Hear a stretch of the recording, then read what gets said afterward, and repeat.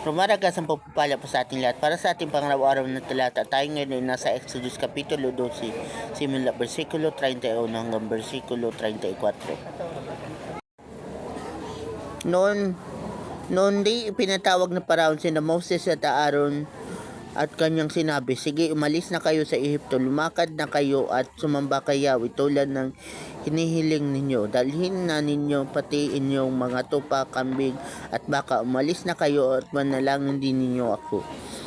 Itinataboy na rin nila ang mga sila ng mga Ehipsyo. Sinabi sa kanila, mamamatay kaming lahat pag di pa kayo umalis dito. Kaya ibinalot nila ng tapis ang minamasang harina at di na nakuha ang lagyan ng libadura ni alisin sa sisidlad. Pinasaan nila iyon at umalis.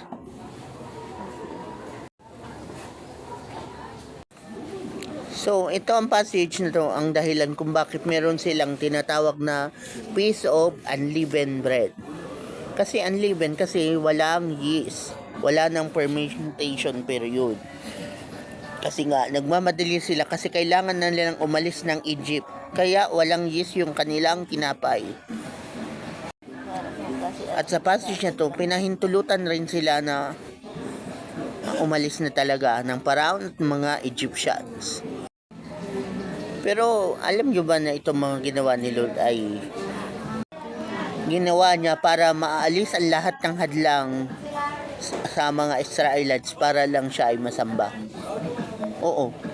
Gagawin ang Lord ng paraan at aalisin niya ang lahat ng dahilan para lang ikaw ay makapagsamba sa Kanya. Kung ano man ang humahadlang sa iyo sa pagsamba sa Diyos, aalisin yun ni Lord.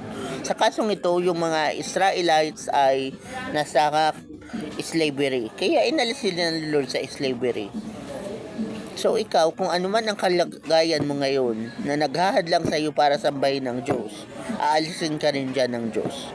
Kung paanong inalis ng Diyos ang mga Israelites sa pagiging alipid doon sa Ehipto para lang siya ay masamba at wala nang humadlang sa kanilang pagsamba sa Kanya, ganun din ang gagawin ni Lord ngayon.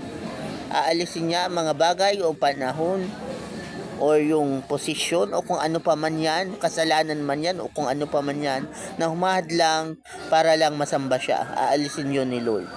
Baka pride mo ang kailangan alisin ng Diyos. At syempre, aalisin niya yun para lang makapagsamba ka sa Kanya.